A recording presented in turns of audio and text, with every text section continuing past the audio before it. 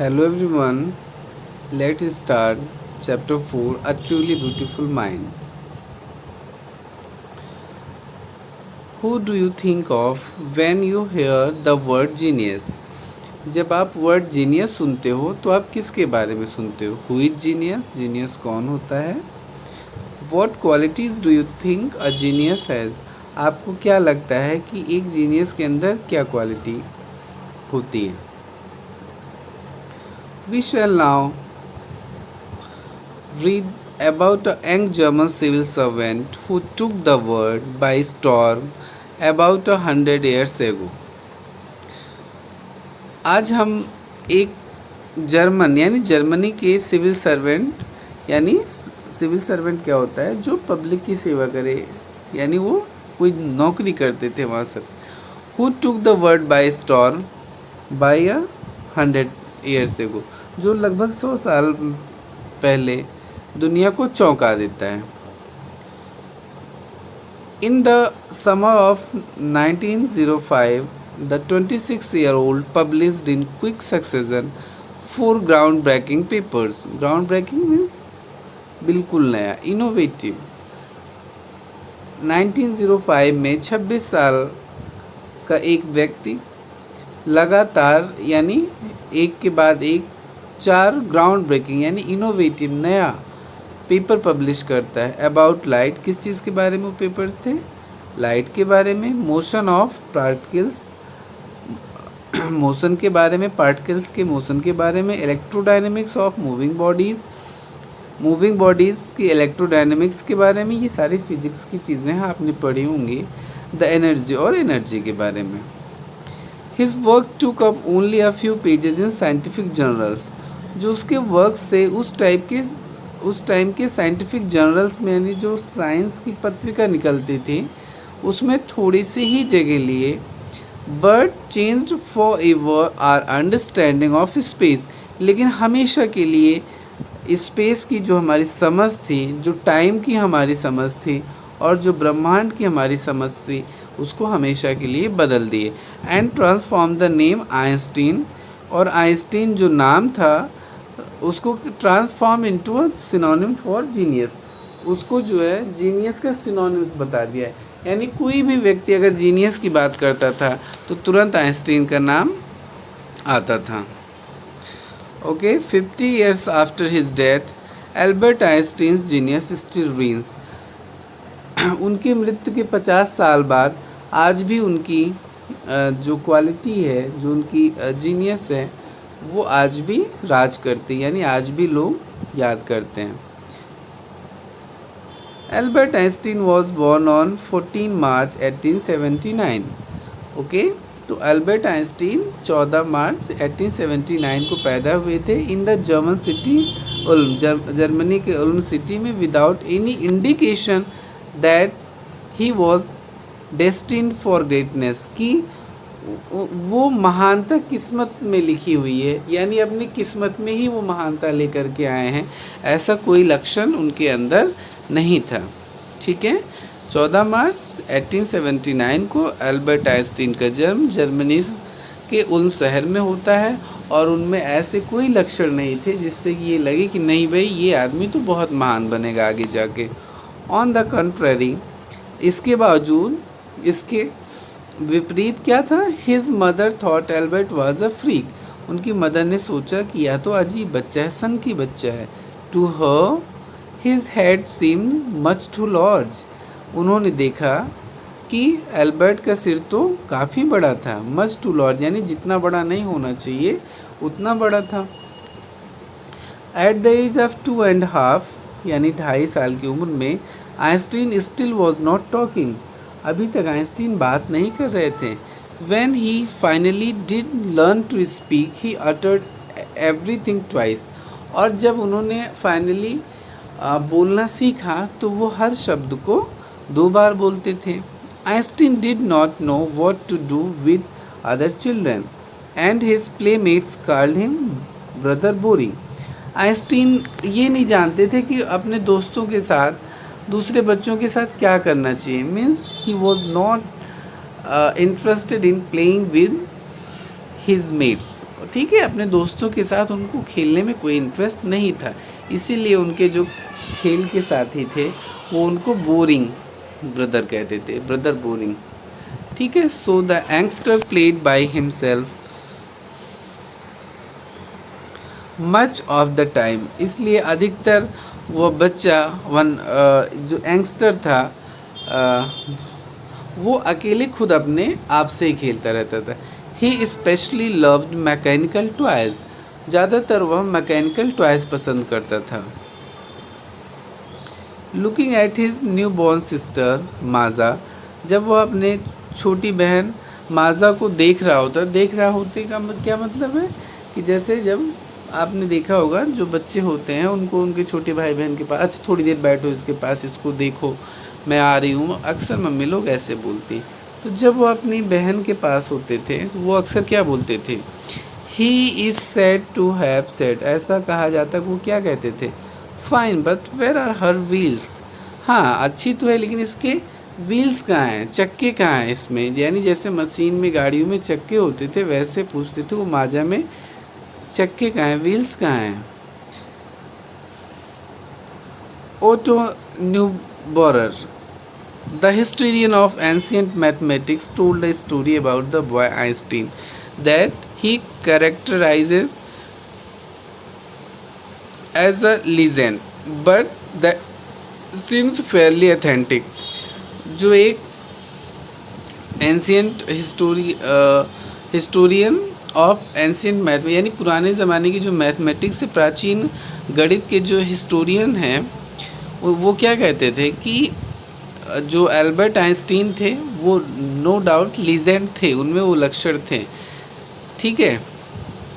He as he was a late talker, वो देर से बोलने वाले थे। हिज पेरेंट्स व वरीड, उनके माता पिता इस चीज़ से परेशान थे, चिंतित थे। At last the supper table one night, अंत में एक दिन खाने के रात का खाना, सपर मीन्स क्या होता है, रात का खाना, तो रात के खाने की टेबल पे ही ब्रोक ही साइलेंस, उन्होंने अपनी चुप्पी तोड़ी।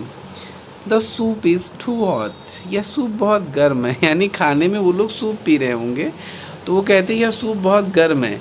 ग्रेटली रिलीव्ड, बहुत राहत की सांस उनके पेरेंट्स ने ली।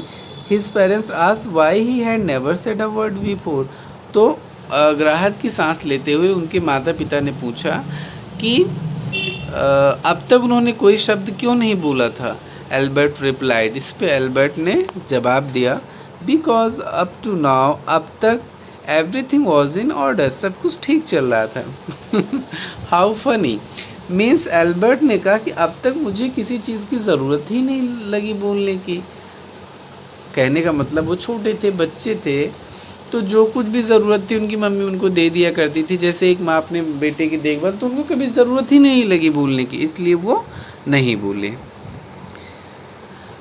अ headmaster once told his father what Einstein chose as a profession wouldn't matter because he'll never make a success at anything। एक बार एक स्कूल के हेडमास्टर ने उनके फादर से कहा था कि कोई बात नहीं कि एल्बर्ट कौन सी फील्ड चूज़ करते हैं, इससे कोई फ़र्क नहीं पड़ता है, क्योंकि एल्बर्ट किसी भी फील्ड में अच्छा नहीं कर सकते हैं, उन्हें किसी भी फील्ड में सक्सेस नहीं मिल सकती है। Einstein began learning to play the violin at the age of 6। Albert Einstein 6 साल की उम्र में वायलिन बजाना सीखना शुरू करते हैं। Because his mother wanted to him, क्योंकि उनकी माँ चाहती थी कि वो वायलिन बजाएं। He later became a gifted amateur violinist. Here amateur means कि जो प्रोफेशनल ना हो, जो खुद अपने शौक़ के लिए बजाए। और क्या होता है बाद में वो गिफ्टेड एमेच्योर, यानी वो बहुत अच्छा वायलिन बजाते थे। Maintaining his skill through out his life, और पूरे जीवन जो है वो अपने इस क्वालिटी को मेंटेन करके रखते हैं, यानी वायलिन बजाने की आदत उनके पूरे जीवन रहती है। ऐसा भी कहा जाता है कि आइंस्टीन जब कभी भी परेशान होते थे जीवन की समस्याओं से, कभी निराश होते थे, वो काफ़ी देर तक बैठ के अकेले में वायलिन बजाया करते थे। But Albert Einstein was not a bad people, वह एक बुरे छात्र नहीं थे। He went to high school in Munich, where Einstein's family had moved when he was 15 months old. तो वे म्यूनिक में हाई स्कूल में पढ़ने जाते थे। म्यूनिक कहाँ, जहाँ पे उनकी फैमिली चली गई थी जब वो सिर्फ 15 महीने के थे। And scored good marks in almost every subject, और लगभग हर सब्जेक्ट्स में अच्छे मार्क्स स्कोर किए हो। Einstein hated the schools regimentation. Regimentation is a good word. Good word मतलब ऐसे रेजिमेंट आप सुनते होगे ना, सेना में आर्मी में रेजिमेंट होता है, तो रेजिमेंटेशन मतलब वही सख्त, देखो ऑर्डर और discipline taken to an extreme, है ना। यानी जैसे सेना में रूल्स रेगुलेशंस ऑर्डर बहुत सख्त होते हैं, वैसे स्कूल के वो सख्त ऑर्डर जो है वो उन्हें नहीं पसंद थे। Okay, at the age of 15 hated school regimentation and often clashed with his teachers, और अक्सर अपने टीचर से वो भिड़ जाते थे। एट द एज ऑफ 15, 15 साल की उम्र में Einstein felt so stifled that he left the school for good. वो 15 साल की एज तक वो इतना ज़्यादा चिढ़ गए थे, इतना उनकी सांस फूलने लगी थी स्कूल में, कि उन्होंने अपनी भलाई के लिए स्कूल ही छोड़ दिया। उनको लगा कि अगर मैं स्कूल छोड़ दूँगा तो मैं ठीक रहूँगा।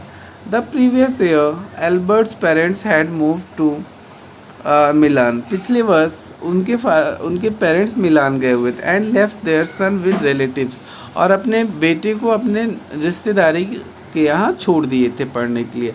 आफ्टर प्रोलॉन्ग डिस्कशन, बहुत लंबे डिस्कशन के बाद, Einstein got his wish to continue his education in German speaking Switzerland in a city which was more liberal than Munich. और बहुत लंबी बहस के बाद वो उनको जो है इच्छा उनकी पूरी हो जाती है, और वो अपनी स्कूलिंग, अपनी पढ़ाई जर्मन भाषी स्विट्ज़रलैंड में करने को पा जाते हैं, जो सिटी काफ़ी लिबरल थी, यानी वहाँ से काफ़ी ठीक थी, वहाँ उतनी कड़ाई नहीं थी। Einstein was highly gifted with mathematics and interested in physics. ठीक है, आइंस्टीन जो है मैथ्स में उनको वो सिद्ध थे, मैथ्स में उनको एक तरीके से वरदान हासिल था, और वो फिजिक्स में भी बहुत इंटरेस्टेड थे। And after finishing school he decided to study university in Zurich. और अपना स्कूल पूरा करने के बाद वो ज्यूरिक की एक यूनिवर्सिटी में पढ़ने के लिए सोचते हैं। But science was not the only thing that appealed to the dashing young man with the walrus master. लेकिन सिर्फ फिजिक्स ही ऐसी चीज़ नहीं थी, सिर्फ साइंस ही ऐसी चीज़ नहीं थी जो उनको इंटरेस्ट करती थी, अपील करती थी। और क्या थी वो चीज़ें?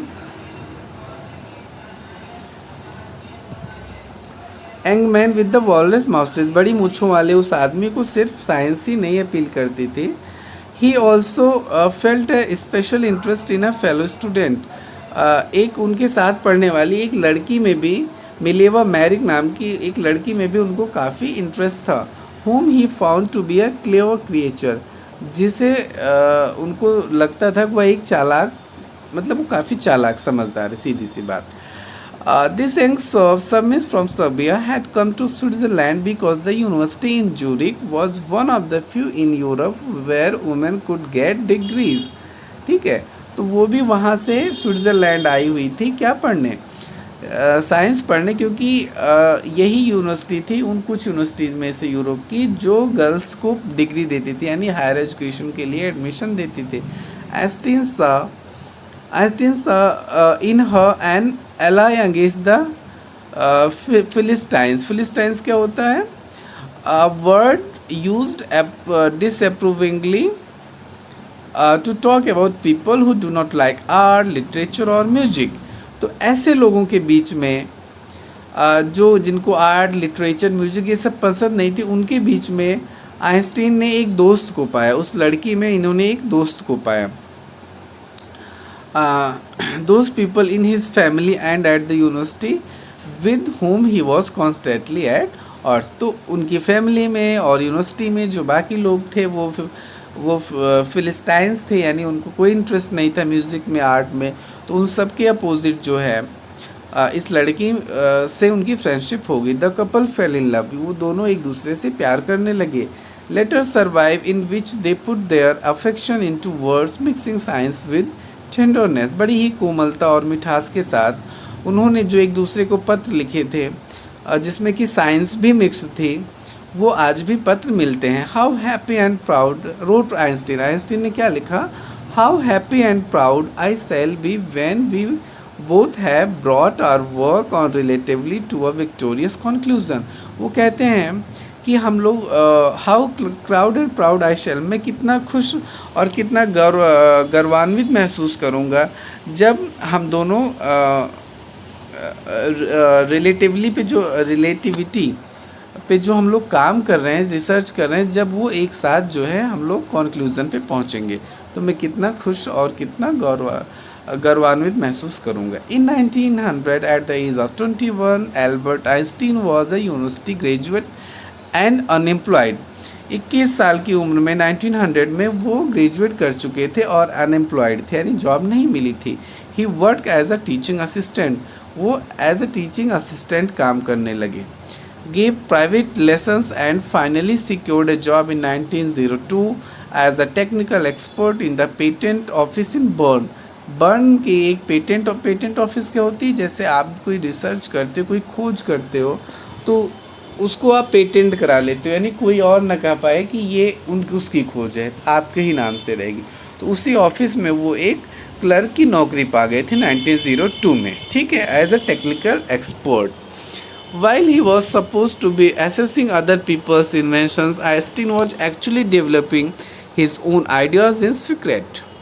जब ये माना जाता था, ये उम्मीद की जाती है कि वे दूसरे लोगों को उनके रिसर्च में हेल्प कर रहे होंगे, उस टाइम जो है वो अपनी खोज धीरे धीरे करते थे। डेवलपिंग हिज ओन आइडियाज, अपने विचार वो धीरे धीरे डेवलप कर रहे थे। He is said to have jokingly called his desk drawer at work the bureau of theoretical physics. ऐसा कहा जाता है वो अपने डेस्क को ब्यूरो ऑफ थ्योरेटिकल फिजिक्स कहते थे।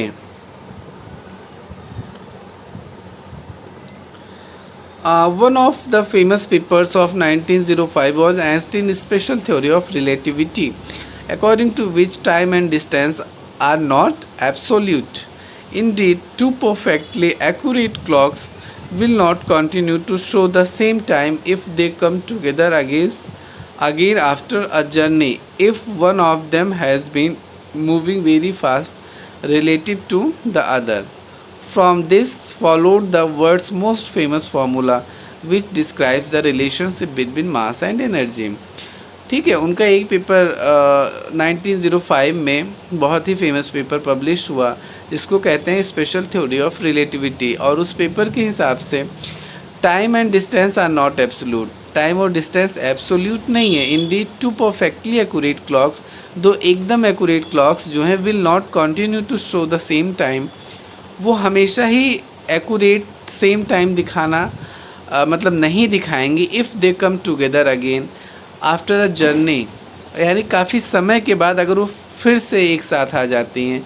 If one of them has been moving very fast relative to the other, और अगर उसमें से एक दूसरे से तेज़ चल रही हो तो, यानी अगर दो घड़ियाँ एकदम एक्यूरेट हो, एग्जैक्ट टाइम पे हो और एक दूसरे से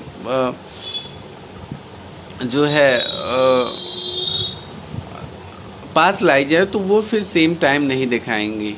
ठीक है, अगर वो काफ़ी समय के बाद मिलती हैं तो। फ्रॉम दिस, और इसी को फॉलो करते हुए दुनिया का सबसे फेमस फार्मूला E=mc², यहीं से जो है डेराइव्ड होता है। In this mathematical equation E stands for energy, M for mass and C for the speed of light in a vacuum. ठीक है, तो वैक्यूम में जो लाइट की स्पीड होती है 3 लाख किलोमीटर पर सेकेंड। ठीक है, so in science you will learn this formula. When you sit with a nice girl for 2 hours, it seems like 2 minutes. When you sit on a hot stove for 2 minutes, it seems like 2 hours. That's relatively. Albert Einstein ने एक joke कहा है, जब आप एक nice girl के साथ, एक सुंदर लड़की के साथ बैठे होते हैं तो 2 घंटे भी 2 मिनट की तरीके से लगते हैं, लेकिन अगर आप एक जलते हुए गर्म स्टोव पे बैठ जाएं तो 2 मिनट भी जो है 2 आवर्स जैसे लगते हैं। यही रिलेटिविटी है। Okay, while Einstein was solving the most difficult problem in physics, his private life was unraveling. जब वो फिजिक्स की सबसे डिफ़िकल्ट प्रॉब्लम सॉल्व कर रहे थे, तो उनका जो प्राइवेट लाइफ थी वह पटरी से उतर रही थी, यानी बिगड़ रही थी। Albert had wanted to marry Mileva right after finishing his studies, but his mother was against it. Albert चाहते थे कि अपनी पढ़ाई पूरी करते ही मिलेवा से शादी कर लें, लेकिन उनकी माँ इसके खिलाफ थी। She thought Mileva, who was 3 years older than her son, was too old for him. She was also bothered by Mileva's intelligence. She is a book like you, his mother said. Einstein put the wedding off. और वो Mileva जो कि Einstein से as में 3 साल बड़ी थी, वह सोचती थी कि मिलेवा काफ़ी बड़ी है, वह आइंस्टीन से शादी करने लायक नहीं है। और दूसरा, वह उनकी मिलेवा की समझ और बुद्धिमानी से भी परेशान थी। वह आइंस्टीन से कहती थी कि तुम्हारी तरीके से वह भी एक किताब ही है, यानी वह भी सिर्फ पढ़ती ही रहती है। और अपनी माँ के कहने से उन्होंने शादी थोड़ा सा ऑफ कर दिया है ना, टाल दिया। The pair finally married in January 1903। और उन दोनों ने, पेयर यानी जोड़ों ने 1903 में शादी की। एंड हैड 2 sons, और उनके 2 बेटे हुए। But a few years later the marriage faltered. लेकिन कुछ साल बाद उनकी शादी कमज़ोर हो गई, टूट गई। Mileva mean while was losing her intellectual ambitions and becoming an unhappy house wife. वह मिलेवा धीरे धीरे, अब उसका जो इंटेलेक्चुअल एम्बिशन था, यानी वो जो फिजिक्स में स्टडी में करना चाहती थी, वह धीरे धीरे उससे दूर हो रही थी, और इससे वह काफ़ी नाखुश रहने लगी थी, चिड़चिड़ी रहने लगी थी। After years of constant fighting the couple finally divorce इन 1909। और इस तरीके से जैसे कि 1903 में शादी के कुछ ही साल बाद, 2-4 साल बाद उनकी शादी कमज़ोर होने लगी, विश्वास टूटने लगा, और लड़ते झगड़ते 1919 में दोनों ने तलाक ले लिया। Einstein married his cousin Elsa the same year. और उसी साल आइंस्टीन ने अपने कज़िन एल्सा से शादी कर ली। ठीक है, तो होता क्या है कि शादी के बाद बच्चे होते हैं तो हार्मोनल चेंजेस आते हैं, इसमें बहुत से डिप्रेशन और वो चीज़ें होती हैं जिससे जो है वो सरवाइव नहीं कर पाई और काफ़ी चिड़चिड़ी हो गई, और इस तरीके लड़ते झगड़ते दोनों की शादी टूट गई। Einstein's new personal chapter coincided with his rise of world fame. ठीक है, अब जो इनका नया पर्सनल चैप्टर था वो क्या हुआ, शादी तो इन्होंने की, और लेकिन इसके बाद ये वर्ल्ड फेमस हो चुके थे। In 1915 he had published his general theory of relativity. 1950 में इन्होंने रिलेटिविटी की जनरल थ्योरी पब्लिश की, which provided a new interpretation of gravity. ठीक है, जो ग्रेविटी को एक नई तरीके से परिभाषित करता था, इंटरप्रेट करता था। An eclipse of the sun is 1919 brought proof that it was accurate। और 1919 में एक एक्लिप्स जो है, सन एक्लिप्स यानी जो सूर्य ग्रहण था, उसने इनकी ग्रेविटी के इंटरप्रेट यानी इनकी थ्योरी को एक्यूरेट प्रूव कर दिया। Einstein had correctly calculated in advance the extent to which the light from fixed stars would be deflected through the sun's gravitational field. तो इन्होंने एक्यूरेट कैलकुलेट करके दिखा दिया कि दूर जो है had correct in advance the extent to which में, यानी किस हद तक the light from fixed stars, एक तारे से रोशनी डिफ्लेक्ट होगी, यानी क्या कहते हैं, तितर बितर होगी, ठीक है, बिखरेगी through the sun's gravitational field, यानी सूर्य की जो गुरुत्वाकर्षण शक्ति होती है उसकी वजह से किसी तारे की जो रोशनी है वो किस हद तक परिवर्तित होगी, अपने रास्ते से मुड़ेगी, ये उन्होंने एक्यूरेट कैलकुलेट करके दिखा दिया। The newspaper proclaimed his work as the scientific revolution. और न्यूज़पेपर ने उनके काम को एक क्रांति कहा, वैज्ञानिक क्रांति कहा। Einstein received the Nobel prize for physics in 1921। और उनको 1921 में फिजिक्स का नोबेल प्राइज़ दिया गया। Students, you must know this is the most prestigious price in the world. पूरी दुनिया में सबसे सम्मानजनक पुरस्कार नोबेल प्राइज़ होती है। He was showered with honours and invitations from all over the world and lauded by the press. और उन पे जो है उनको सम्मान और इन्विटेशंस की बौछार उनके ऊपर हो गई। उनको दुनिया में हर जगह बुलाया जाने लगा, सम्मान मिलने लगा, और न्यूज़पेपर जो है उन पे ढेर सारा बोलने लगे और लिखने लगे। When the Nazis came to power in Germany in 1933, Einstein immigrated to the United States। और जब 1933 में नाजी का जर्मनी पे हम मतलब कब्जा हो जाता है, कैप्चर कर लेते हैं, तो वो अमेरिका चले जाते हैं। 5 years लेटर, 5 साल बाद, the discovery of nuclear fission in Berlin had American physicist in an अप्रूर।